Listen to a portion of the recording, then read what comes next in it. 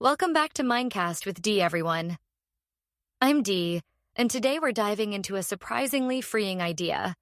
People think about you way less than you think they do.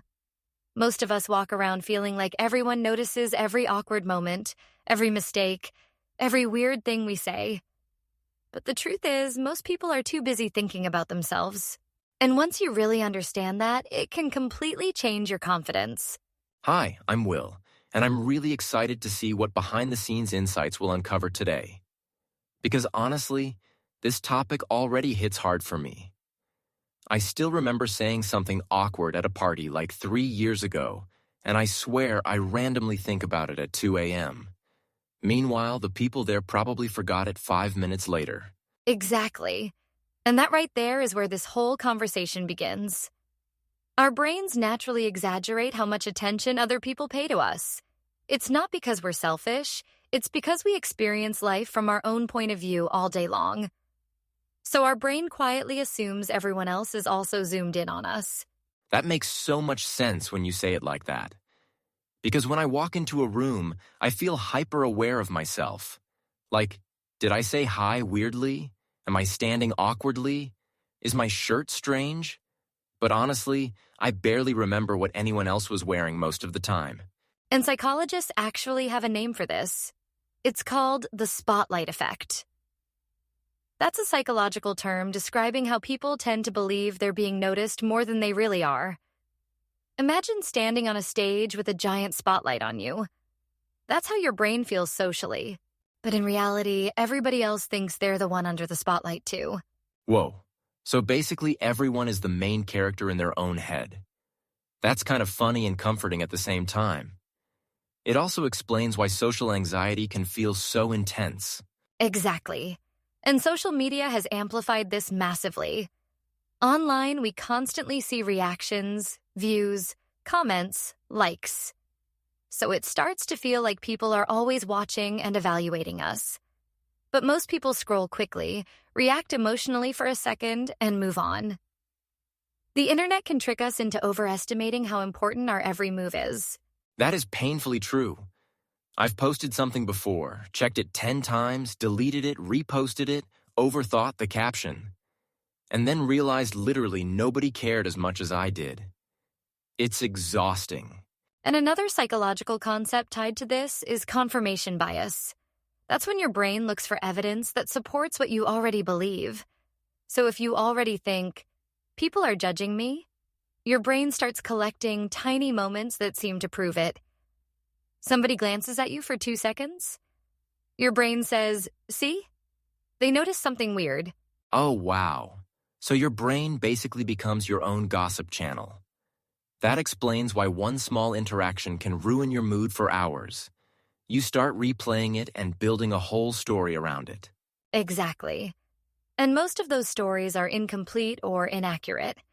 We confuse feelings with facts all the time. There's actually another term for that. Emotional reasoning. That simply means, I feel embarrassed, therefore I must have embarrassed myself. But feelings aren't always reality. That one hits hard. Because sometimes I'll leave a conversation feeling awkward, and I instantly assume the other person thought I was weird too. But now that I think about it, they probably went home worrying about themselves instead. Right. Here's a relatable example.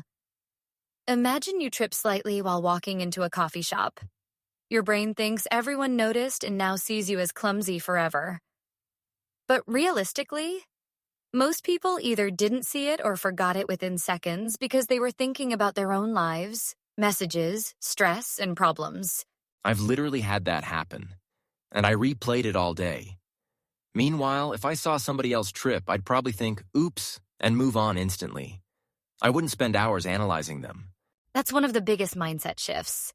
People judge themselves far more harshly than they judge others. We often give other people grace while denying it to ourselves. And realizing that can be incredibly freeing. It's strange how we know this logically, but emotionally it still feels personal. Like part of us still wants approval all the time. That's human nature. Humans evolved in groups, so acceptance mattered for survival. Our brains are still wired to care deeply about social reactions, But in modern life, that survival instinct sometimes goes into overdrive over tiny things like awkward texts or Instagram posts. And now we can obsess over those things 24/7 because our phones are always with us. It's like there's no mental off switch anymore. Exactly. And that constant awareness can create what psychologists call a cognitive bias.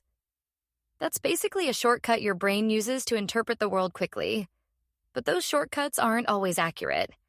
The spotlight effect and confirmation bias are both examples of cognitive biases. I like how simple that sounds now. A cognitive bias is basically your brain making fast guesses that can sometimes be wrong. That actually makes psychology feel way less intimidating. That's the goal.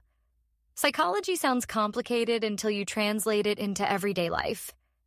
And honestly, understanding these patterns can improve confidence more than motivational quotes ever could. Because it's practical. It's not just believe in yourself. It's more like, hey, your brain may be exaggerating what's happening. That feels way more useful. All right, let's make this practical. Tip number 1. Stop replaying moments that nobody else remembers.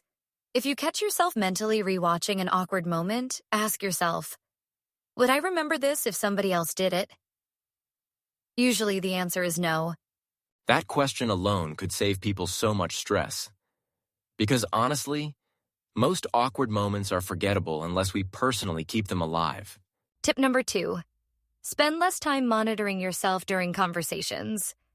People connect more with presence than perfection. When you focus too much on yourself, you actually become more anxious. That's true. The best conversations I've had were when I stopped trying to sound impressive and just listen naturally. Tip number 3. Challenge emotional reasoning. Just because you feel embarrassed doesn't mean you actually embarrassed yourself. Pause and separate feelings from facts. That's huge, especially for overthinkers. Feelings can feel extremely convincing even when they're not accurate. Tip number 4. Reduce comparison on social media. People post polished highlights, not normal human moments. Comparing your messy reality to somebody's edited presentation will always distort your self-image. And people forget that everybody has awkward moments offline. Nobody's life is as smooth as their feed. Tip number 5. Intentionally do small, uncomfortable things. Speak up once. Post the photo. Wear the outfit. The more evidence your brain gets that nothing terrible happens, the quieter the fear becomes. That's actually empowering. Confidence isn't waiting until fear disappears. It's teaching your brain that you'll survive even if things feel awkward. And here's something interesting happening culturally right now.